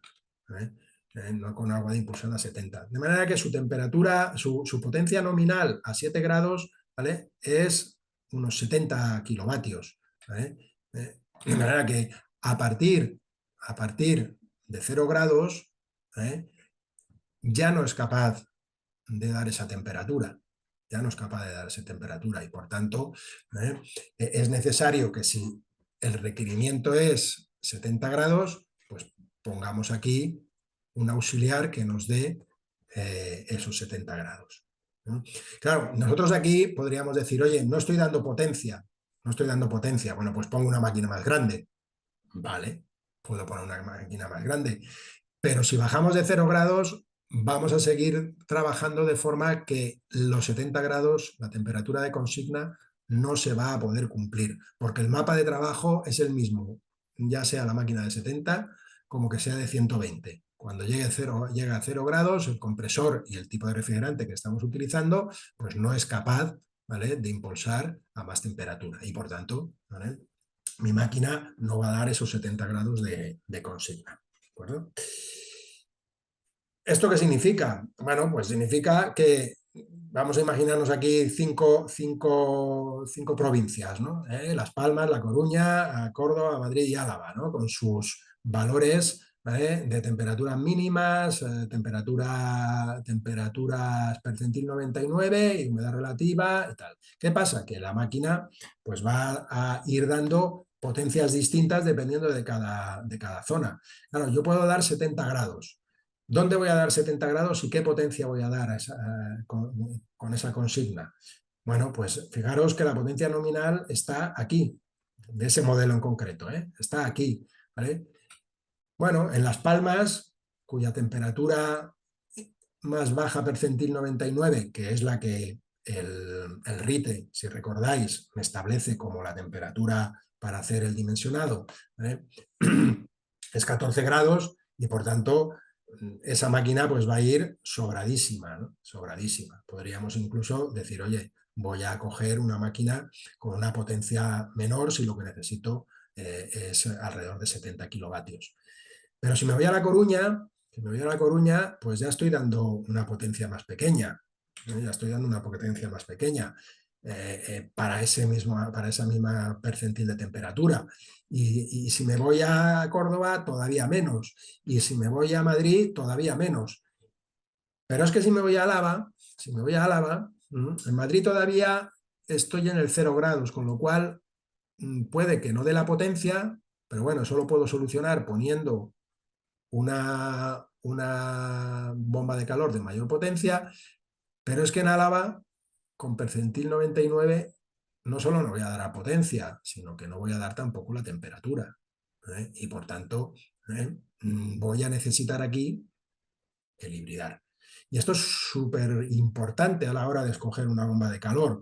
Si no queremos que cuando llegue el invierno nos estén llamando por teléfono y nos digan, oye, esto que me has puesto aquí no funciona. Entonces es muy importante escoger bien, no solo la potencia, sino qué máquina puede trabajar en función de qué temperatura le estemos exigiendo. Es muy importante. Yo podría deciros, como fabricante que somos y que diseñamos máquinas y que queremos vender muchas máquinas, que pongáis bombas de calor a diestro y siniestro, ¿no? Pero eso no sería responsable por mi parte, ¿vale? Y además lo único que haría sería ir en mi contra. Es importante tener en consideración esto. Y esto es lo que resuelve de cara a los CAE y es lo que se ha planteado desde la asociación nuestra, desde AFEC, ¿vale?, al Ministerio. Oye, porque en las fichas de sustitución de caldera del 2023 obligas a destruir la caldera. Oye, es que hay situaciones en las que dejar la caldera puede ser necesario y por tanto vamos a intentar, bueno, pues buscar una mejora de la eficiencia, una descarbonización no total, sino parcial, pero que, bueno, de alguna forma me permita garantizar la prestación que necesita el usuario final, ¿no?, en determinadas zonas. En otras no voy a tener problema. Aquí puedo dar servicio sin más que aumentar la potencia de la máquina a valores que verdaderamente me puedan cubrir las necesidades en esas zonas. Aquí voy a poder dar 70 grados, pero aquí no voy a poder, ¿vale?, cuando se den circunstancias como esta. Y hay que recordar que el RITE me obliga a dimensionar según percentil 99 en calefacción. Bien, bueno, pongo aquí que aquí la bomba de calor llegaría a 68 y no más. De impulsión, con lo cual pues estaríamos en punto final en 60 o en el acumulador o en terminal, estaríamos en una temperatura menor todavía. Vale, entonces hay dos sistemas. En este caso, lo que os he contado es que la bomba no llega a temperatura. Bueno, ¿cómo se trabaja esto de los sistemas hibridados? Me voy a detener un poquito aquí, ¿vale? Voy a echar un poquito más de tiempo de la cuenta porque entiendo que estas fichas uno las lee y son un poquito espesas, ¿no? Entonces, sobre todo para quien no está acostumbrado con estos términos. Entonces, importante tener en cuenta una cosa, ¿no? Si representamos aquí temperatura exterior frente a potencia generada, fijaros que esta curva de aquí, ¿vale?, representaría la potencia que se requiere. Cuanta más temperatura, menos potencia es requerida, ya sea para una caldera o para lo que sea, ¿no? ¿Vale? Y esta curva de aquí representaría cómo la bomba de calor va generando potencia. Cuanta más baja la temperatura, más baja la potencia que puede generar. El punto este de aquí, este que tenemos aquí, ¿vale?, sería, en mi caso, equivalente en el mapa de trabajo a este que tenemos aquí. Ese punto es lo que se llama el punto de temperatura de bivalencia, que se define como aquel punto en el cual, ¿vale?, tiene que arrancar el sistema auxiliar. El sistema auxiliar. De manera que la caldera tiene que cubrir toda esa parte, ¿vale?, toda esa parte. Y la bomba de calor va a cubrir la parte en verde, ¿vale? Entonces aquí va a haber momentos, a 5, a -10, a -15, en donde va a trabajar la bomba de calor va a llegar hasta donde llegue y la caldera va a dar el resto, ¿verdad? Entonces, esa es una situación que se denomina hibridación bivalente paralela, porque las dos máquinas van a trabajar en forma paralela. La máquina que yo os he presentado, la Cirán, ¿vale?, es capaz de trabajar hasta -25 grados, pero no de dar toda la temperatura que se necesita. Y por tanto, la caldera tiene que dar el último empujón. Tanto más empujón, cuanto más baja sea la temperatura exterior. Entonces, de esta manera, mejoramos la eficiencia, reducimos el consumo de la caldera, porque si no tuviésemos la bomba de calor, la caldera tendría que dar todo, mientras que de esta manera la bomba de calor da una gran parte de las necesidades. ¿Cómo se calcula entonces el ahorro en esta situación? Bueno, pues se calcula teniendo en consideración esta tabla. En esta tabla lo que se pone es la cobertura que va a dar la bomba de calor en potencia, sobre la potencia de diseño, calculada según RITE. De manera que es potencia térmica nominal de la bomba de calor sobre la potencia térmica necesaria en proyecto. Para porcentajes intermedios, pues se interpola y listo. Y la potencia nominal hay que cogerla según condiciones UNE 14511. Es decir, para aerotermia a 7, temperatura de impulsión, la que corresponda al proyecto. Si son radiadores, pues a 50 o 60 o lo que necesite el radiador. Si es agua caliente a 65 y si son fan coils, pues a 50 o a 45, lo que se considere. Para geotérmica, pozo a 0 y la temperatura de impulsión la que se necesite, y para hidrotérmica, foco a 10 y la que se necesite de impulsión. Entonces, sobre esta ficha, sobre esta tabla, se van estableciendo unos valores de este coeficiente que tenemos aquí. Este coeficiente que tenemos aquí es un coeficiente que va a multiplicar al ahorro total calculado, considerando que la caldera se retirase del todo. Entonces hacemos el cálculo como si fuésemos a retirar la caldera del todo, con las fórmulas que hemos visto hasta ahora, y cuando hagamos la suma, si vamos a dejar la caldera, pues lo multiplicamos todo por este coeficiente, en donde en aerotermia pues tenemos unos coeficientes y en geotermia y hidrotermia, que tienen unas características bastante distintas, tenemos estos otros coeficientes. Un ejemplo, ¿vale? Un ejemplo. Vamos a suponer que nos vamos a la provincia de Guadalajara, donde aquí, bueno, pues hace un frío infernal, ¿no? Como sabéis, en invierno, ¿no? Tanto como que la temperatura mínima histórica son 24 grados bajo cero, ¿vale? Y los percentiles 99 y 99,6 son menos 10,6 y menos 8. ¿Vale? O sea que estamos hablando de una provincia muy exigente. Bien, ¿cómo haríamos aquí el cálculo? Bueno, en vez de suponer un edificio de uso general, el RITE dice que si en vez de ser un edificio de uso general tiene uso especial o particular, como por ejemplo un hospital, ¿vale? Se coja percentil 99,6. ¿De acuerdo? Me voy a ir a percentil 99,6. Podemos hacer lo mismo cogiendo otro percentil, pero me voy a ir por hacer un cambio, ¿no? Con respecto a lo que hemos visto hasta ahora. En tal caso, fijaros que con este percentil, ahora aquí alguien pregunta si podemos tener la presentación. Sí, la presentación se está grabando y yo, bueno, pues pasaré el PDF con la presentación. ¿Vale? Bien, en estas condiciones, ¿vale? ¿Qué es lo que tenemos en mi instalación? Bueno, pues mi instalación me está diciendo, ¿vale?, que esta es la curva de demanda, esta es la curva de la bomba de calor, que es capaz de trabajar a 25 grados bajo cero, que he cogido una máquina, una Cirán como la que hemos visto antes, ¿vale? De manera que aquí tenemos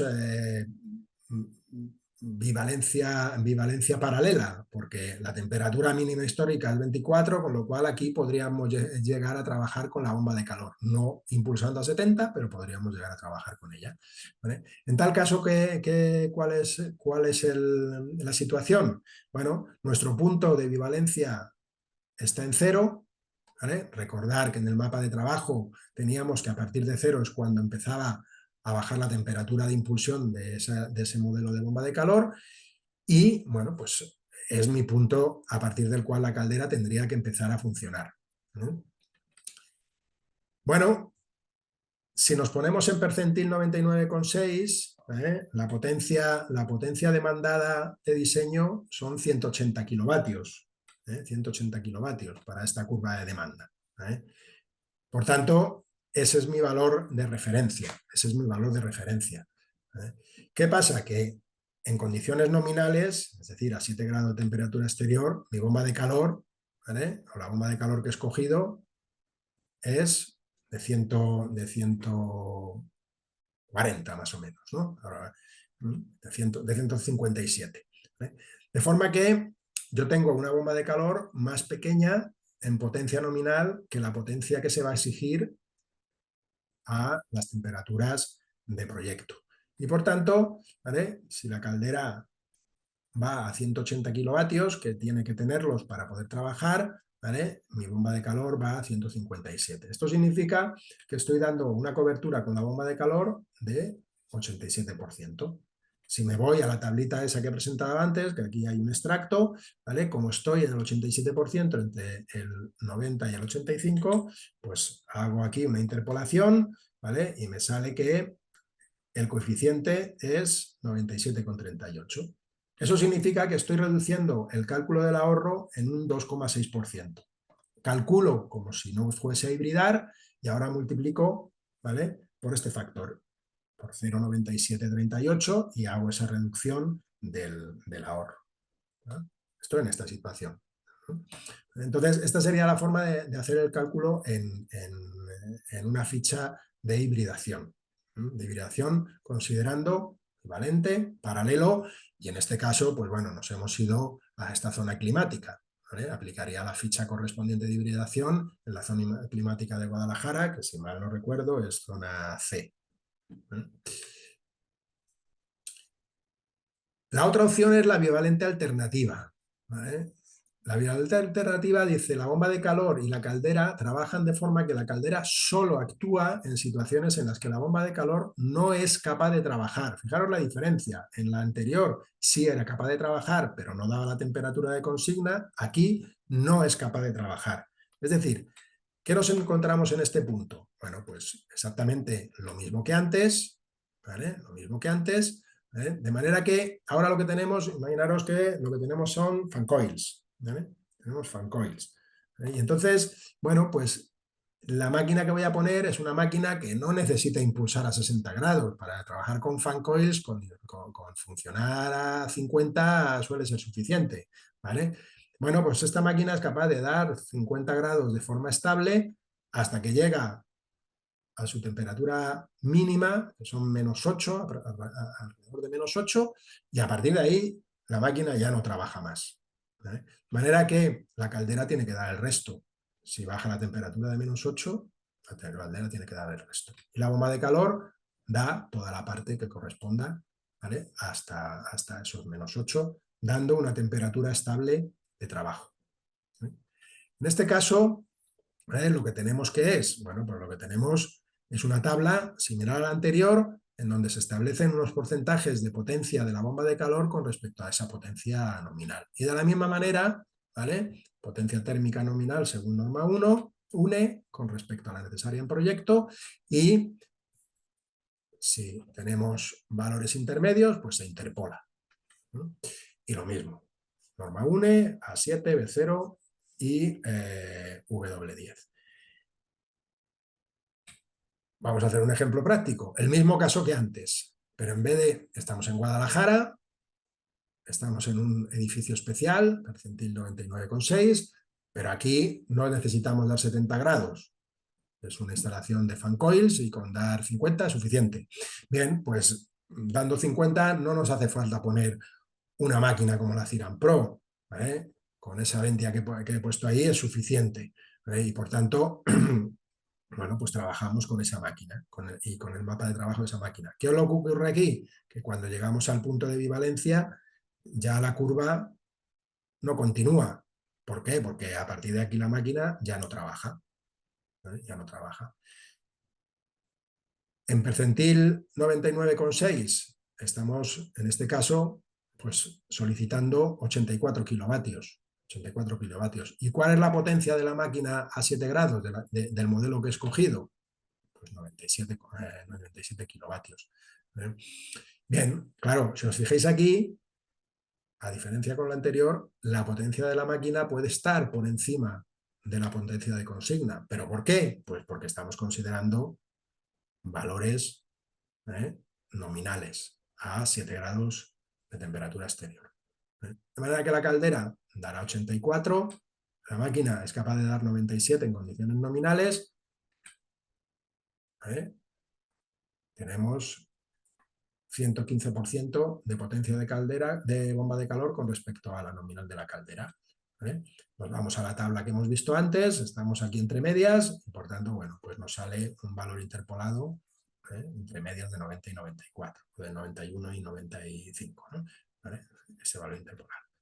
Entonces, estamos reduciendo el ahorro calculado como si no tuviésemos hibridación, lo estamos reduciendo un 7,7%. Aquí la reducción es mayor, claro, porque es que llega un momento en que la caldera no da más de sí. Y fijaros que, hombre, en Guadalajara bajar de -8 grados, pues puede ser posible, puede ser posible. Y si quiero garantizar el suministro, lo suyo es hibridar, ¿no? Bien, todo esto que os he contado, si queréis profundizar un poco más en cómo trabaja el tema de la bivalencia,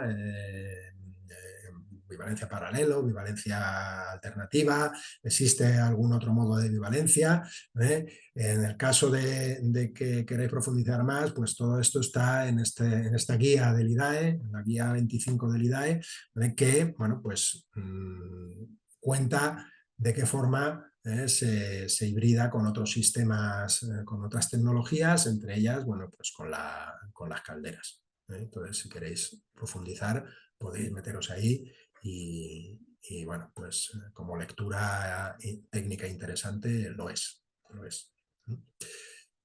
Bueno, pues hasta aquí con el tema de las calderas, ¿no? Como veis, la ampliación de las posibilidades con esta nueva actualización, con esta actualización del catálogo de fichas, pues ha aumentado mucho, ha aumentado mucho. Entonces se pueden meter bastantes más posibilidades, garantizando que el cliente va a tener el suministro. Bien, una cosa que también se había olvidado en la primera expedición de fichas estandarizadas era la recuperación de calor. La recuperación de calor. En esta actualización, bueno, no voy a decir que se haya olvidado también o se haya dejado ahí en el cajón, porque no es del todo cierto, porque hay algunas fichas que hablan de recuperación de calor, pero para la aplicación de la bomba de calor, en la ficha que os voy a contar ahora bueno, pues hay que retorcer un poquito la ficha para poder aplicarla. Desde la asociación estamos trabajando en una ficha específica de recuperación de calor en máquinas de bombas de calor. ¿Vale? Solamente se ha metido una ficha en la cual se incentiva la recuperación de calor, pero hay que incorporar un recuperador de calor a la máquina o a la planta enfriadora. ¿Vale? Y esto, bueno, pues ni siquiera lo voy a tener en consideración aquí porque esto es algo pues, que desde Cater, ¿vale? Desde el negocio que a nosotros nos compete, es difícil que alguien vaya a tocar una máquina como las que nosotros trabajamos para meterle un recuperador de calor, porque significaría, bueno, pues retocar el circuito frigorífico cuando no, cosa que es difícil cuando no imposible, ¿eh? Porque a veces pues, no hay espacio para meter un intercambiador y hacer la recuperación de calor en una máquina que no está diseñada para ello, ¿no? Pero sí es cierto que hay una ficha, que es esta, que es la IND 230, que no está diseñada específicamente para lo que yo os voy a contar, pero que como está explicada o está expuesta de una forma tan general, quizás si tenéis necesidad de meter la recuperación de calor en algún proyecto de rehabilitación o de mejora, ¿eh? Se podría utilizar esta ficha tal y como os voy a contar, y esto es una propuesta que de momento no se ha presentado en un caso real, pero que podría llevarse ahí. Fijaros que esta ficha lo que dice es instalar uno o varios recuperadores de calor en los efluentes de procesos exotérmicos y reutilizar esta energía en otros procesos endotérmicos de la misma planta, ¿vale? Que conlleven un consumo de energía final. Bueno, eso es muy genérico. Me consta que esto se hizo para un uso muy concreto, pero se ha definido de forma tan genérica que, bueno, que quizá podamos meter aquí en la recuperación de los sistemas de recuperación bombas de calor. Eh, Hay que cumplir una serie de requisitos y de condiciones, ¿no? La transferencia se realiza entre fluido primario y secundario, por convección o conducción, ¿vale? Se debe aprovechar en la misma planta. Los equipos que extraen calor de proceso como los que ceden calor al proceso tienen que estar unidos mediante un mismo anillo térmico, ¿vale? El fluido puede ser agua, vapor, aceite térmico, ¿vale? O cualquier otro fluido de transferencia térmica, donde pues, podríamos decir incluso aire, ¿no? ¿Vale? La instalación debe tener implantados equipos de medida, esto es una exigencia adicional importante, ¿vale? Y muy importante esta parte, la demanda de energía final del proceso endotérmico debe ser igual o superior a la energía aportada por el recuperador. Claro, si yo recupero energía pero no la uso, pues eso es trampa, ¿no? Entonces no se admitirá aquel aporte de calor que supere la demanda del proceso endotérmico. ¿De acuerdo? Entonces, importante tenerlo en cuenta, ¿no? ¿Cómo podemos aplicar esta ficha utilizando una bomba de calor? En concreto no sería una bomba de calor, sería una enfriadora, porque, bueno, salvo en algunos casos, para hacer recuperación de calor, pues la máquina tiene que estar funcionando, o lo lógico es que esté funcionando en modo refrigeración, porque si no, pues estaríamos directamente calentando, ¿no? En tal caso, fijaros en esto, ¿no? Imaginaros un proceso que está utilizando una enfriadora, ¿vale? En donde tenemos un proceso exotérmico, es decir, estamos robándole calor al proceso, ¿vale? Aquí, en esta parte de la planta industrial, ¿vale? La bomba de calor está soltando por aquí todo el calor que va recuperando de ese proceso exotérmico para enfriarlo. Y por otro lado, en esa misma planta, que tengamos un equipo endotérmico. He puesto aquí equipo endotérmico porque es como lo llaman en la ficha. Esto es una máquina térmica. Me da igual de qué tipo, ¿vale? Entonces es el equipo que está en la parte del proceso endotérmico, ¿no? Que está elevando la temperatura desde T sub 0 a una temperatura final de uso en el proceso endotérmico de T sub F. ¿Vale? En este caso, la temperatura consumida, perdón, la temperatura. El consumo en la parte del proceso endotérmico va a ser este, ¿vale? Flujo por caudal, por capacidad calorífica, por salto térmico, por número de horas de uso y dividido por el rendimiento de esta máquina que tenemos aquí. Sea una caldera, o sea una bomba de calor, o sea lo que sea. ¿Cómo podríamos aplicar esta ficha 230? Bueno, pues podríamos aplicarla diciendo, oye, pues voy a sustituir la enfriadora, tengo una enfriadora vieja y la voy a sustituir por una nueva y le voy a meter aquí, en la nueva, un intercambiador de calor que me recupera el calor de los gases calientes de la descarga del compresor. ¿Vale? En este caso, ¿qué estoy haciendo? Parto de T sub 0, lo paso por el intercambiador y salgo a una temperatura T sub R, ¿vale? Que es la que me da la recuperación de calor. ¿Vale? De manera que el salto que tengo aquí lo estoy recuperando. ¿Vale? Lo estoy utilizando con la recuperación y se lo estoy ahorrando al equipo térmico. De manera que el consumo del equipo térmico después va a venir dado con la misma expresión, con la diferencia de que en vez de la temperatura inicial ser T sub 0 es T sub R. ¿Vale? La diferencia entre antes y después, pues es el ahorro que tenemos aquí, que es la fórmula de cálculo que sale en la ficha industrial 230. De forma que, bueno, que si nosotros tenemos aquí este recuperador de calor, podemos aplicar, ¿vale?, un ahorro, en esa planta industrial. Aquí, si hemos sustituido la enfriadora, podríamos aplicar el ahorro de la recuperación de calor y el ahorro de la mejora de eficiencia de la enfriadora, lo cual, bueno, pues podemos sumar los dos ahorros, el de recuperación y el de aumento de eficiencia. Entonces, es una forma, bueno, de ajustar esta ficha a la recuperación de calor. Insisto que vamos a intentar, hombre, lo voy a decir antes de final de año porque viene ya una época un poquito complicada, pero en breve sacar una ficha específica que se pueda aplicar de forma más directa la recuperación de calor en bomba de calor. ¿Mm? Bueno, por último, ya bueno, tenemos 10 minutillos para que os cuente lo que os quiero terminar de contar, es la parte de readaptar, fichas de readaptación de máquinas, en donde vamos a mejorar la eficiencia y vamos a tener una reducción del uso de gases de efecto invernadero.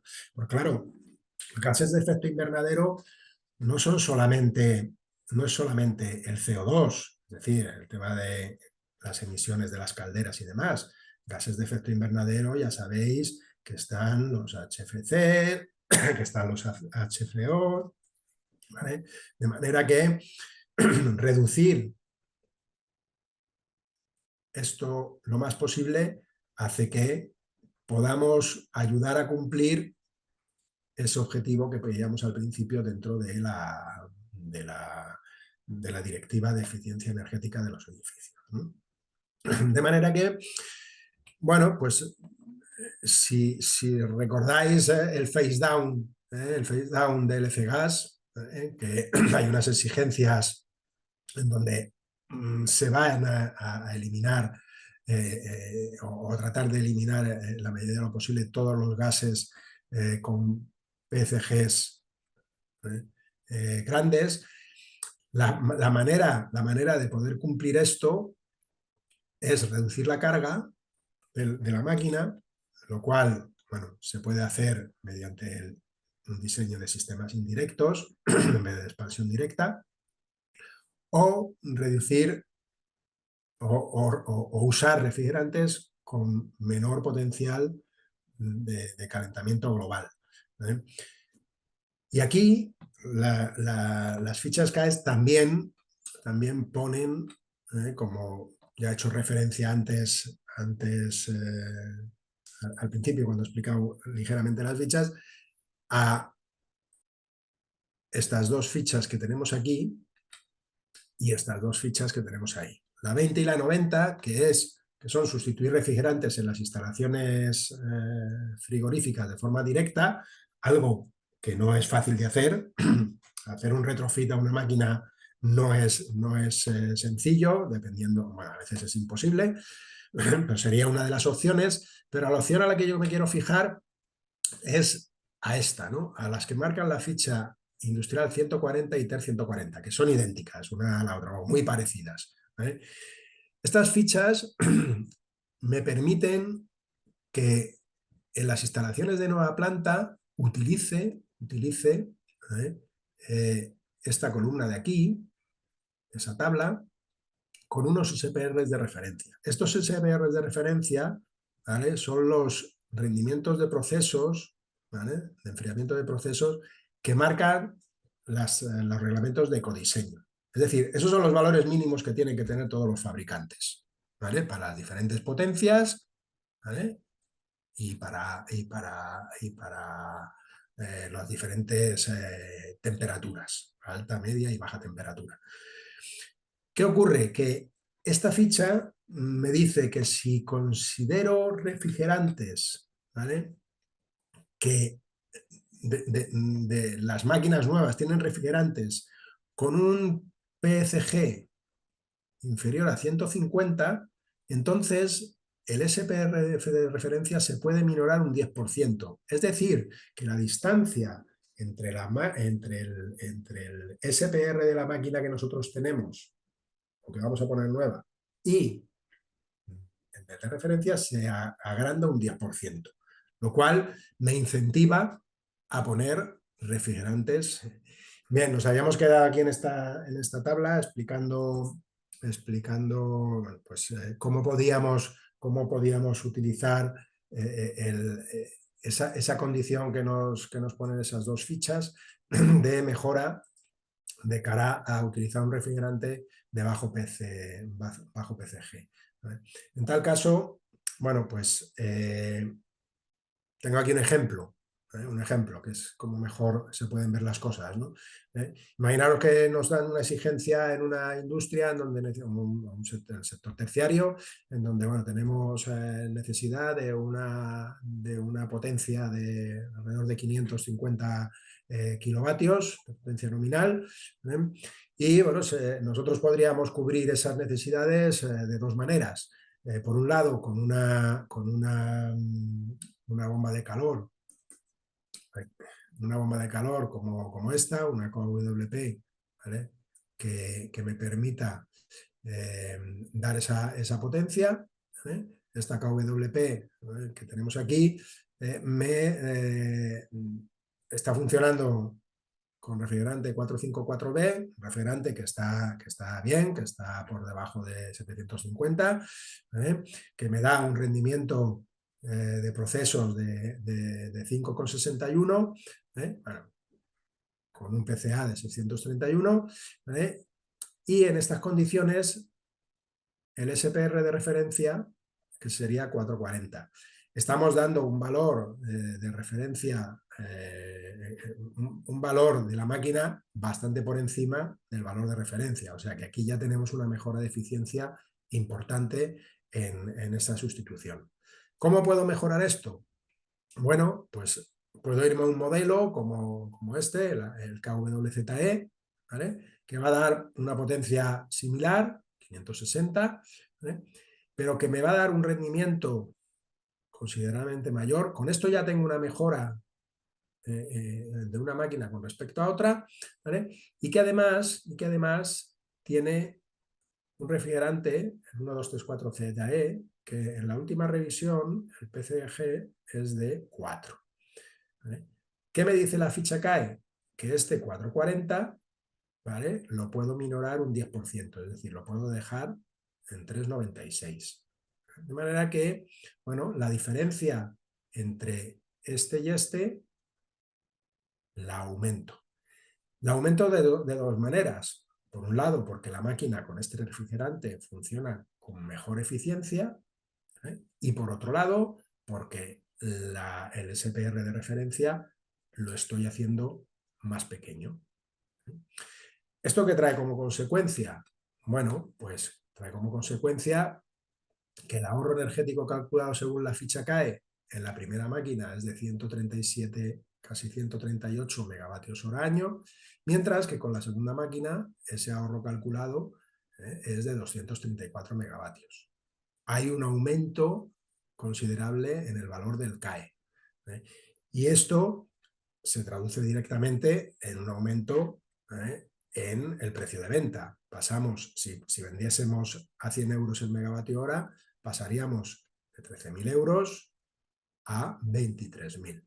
Es decir, un 70% de incremento en ese valor del CAE. Esto dice, bueno, pues no hay más que hacer. Claro, se pone esta máquina y listo. Bueno, evidentemente esta máquina de aquí es más costosa que esta máquina de aquí, porque si no, no haría falta convencer a nadie de que se pusiera. La inversión es mayor, ¿vale? Pero si os hablamos en números, la diferencia en precio entre estas dos máquinas es aproximadamente unos 50.000 euros. ¿Vale? 50.000 euros que se palían en parte con esta diferencia, de 10.000 que tengo aquí en el CAE. Pero también se palía porque tenemos aquí una eficiencia considerablemente mayor a la hora de trabajar, con lo cual todos los años esta diferencia me va a estar poco a poco amortizando la diferencia de precio entre ambas posibilidades. La inversión es mayor, pero los beneficios a lo largo del año también son bastante mayores. Y de forma inmediata, bueno, pues estaríamos haciendo una amortización directa de esa diferencia de inversión gracias a la ficha CAE. Con lo cual es interesante, bueno, pues valorar si merece la pena o no el poner una tecnología con respecto a otra. Este refrigerante es un refrigerante, la máquina con la que trabaja este refrigerante, igual que si ponemos una máquina de propano. ¿Vale? Yo he cogido esta, ¿vale? Pero podríamos utilizar una máquina de propano frente a una de un gas fluorado. Puede ser algo más cara, ¿vale? Porque todos los componentes que se necesita para fabricar la máquina son algo más caros, pero la diferencia de rendimiento directamente ya están amortizando a lo largo de la vida útil de la máquina el sobrecoste y después, bueno, pues también podemos utilizar el CAE para convencer al cliente de que ponga un refrigerante más definitivo, porque el 454B que he puesto ahí, bueno, me quita de en medio en las exigencias de la F-Gas hasta cierto límite, ¿vale? Hasta cierto límite. Y por tanto, bueno, pues si ponemos propano o ponemos un 1234ZE, pues evidentemente convertimos esa máquina en una máquina con un gas definitivo, ¿no? Y en el caso del propano, pues un gas natural, que es el más definitivo de todos, ¿vale? En el caso del propano. Bien, hasta aquí la la charla de hoy, ¿vale? Aproximadamente pues han sido esas 2 horas que estaban previstas. No sé si hay alguna pregunta. De cualquier forma, os pongo aquí mi correo electrónico por si quisieseis enviarme alguna consulta, ¿vale? lgonzalez arroba cater.es, ¿vale? Si quisieseis, bueno, pues tuvieseis alguna cuestión o alguna duda o tal, pues aquí tenéis mi correo, me podéis mandar y os la aclaro, porque entiendo bueno, que ya hemos llegado a la hora. De todas formas, bueno, si alguien quiere poner el chat, pues también os lo contesto ahora. Pero entiendo que ya es hora de irse recogiendo, ¿verdad?